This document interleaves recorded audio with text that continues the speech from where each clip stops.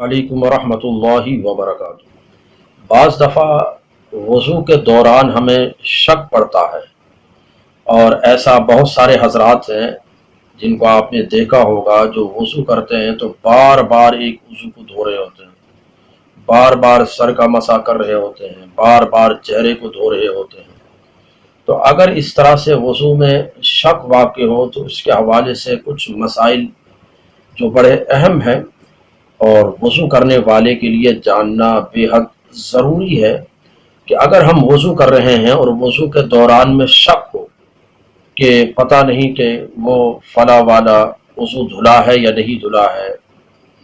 इस तरह से शक हो, तो अगर ये देखा जाएगा ये ज़िंदगी में पहली दफ़ा आपके साथ हो रहा है, तो अगर ज़िंदगी में पहली दफ़ा हुआ है तो फिर तो जिस वज़ू के हवाले से शक हुआ है उसको धो लीजिए। और अगर अक्सर ऐसा होता है जब आप वज़ू कर रहे होते हैं तो आपको हमेशा और ज़्यादातर ऐसा शक पड़ा करता है, तो फिर उसकी तरफ तवज्जो देने की ज़रूरत नहीं है, आप वज़ू कर लीजिए अपना। इसी तरह से अगर हम वज़ू कर चुके हैं फिर शक पैदा हुआ तो उसके हवाले से भी यही है कि अगर आपको पहली बार ऐसा हुआ है आपके साथ, तब तो फिर उसको धो लीजिए जिसके हवाले से शक हुआ है। और अगर हमेशा ऐसा होता है या ज़्यादातर ऐसा होता है कि जब आप वज़ू से फारिग हो जाते हैं तो आपको ऐसा शक पैदा होता है कि फ़ला वज़ू धुला है या नहीं धुला है, तो फिर उसकी तरफ तवज्जो देने की ज़रूरत नहीं है। से वज़ू में शक आने के हवाले से दूसरा मसला ये है कि आप बावज़ू हैं लेकिन अब आपको शक पैदा हो रहा है कि वज़ू मेरा बरकरार है या नहीं, तो ऐसी सूरत में आप बावज़ू ही माने जाएंगे, क्योंकि सिर्फ शक से वज़ू नहीं टूटेगा, आपको दोबारा वज़ू करने की ज़रूरत नहीं है, आप बावज़ू ही माने जाएंगे। और इसी तरह से बहुत से लोग ये समझते हैं यार शक पैदा हो रहा है तो चलो ऐसा करते हैं एहतियातन धो लेते हैं, चलो बेहतर ये है वज़ू कर लेते हैं। तो ऐसे शक आने की सूरत में एहतियातन धोना और वज़ू करना यह एहतियात नहीं है, बल्कि ये दरअसल शैतान की पैरवी करना है। तो इसलिए जब आपको बार बार ऐसा होता है तो आपको उसकी तरफ तवज्जो देने की ज़रूरत नहीं है, आप बावज़ू ही शुमार किए जाएंगे।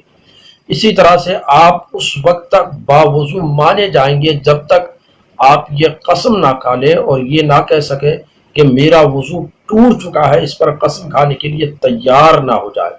तब तक आपको शरीयत कहती है कि आप बावज़ू हैं, आपके वज़ू में कोई फ़र्क नहीं पड़ा। इसी तरह से यह है कि आप वज़ू कर चुके हैं, वज़ू से फारिग हो चुके हैं और आपको ये मालूम है कि कोई वज़ू क्या है धुलने से रह गया, ये याद है आपको, लेकिन अब आपको ये याद नहीं आ रहा है कि वो कौन सा वज़ू है।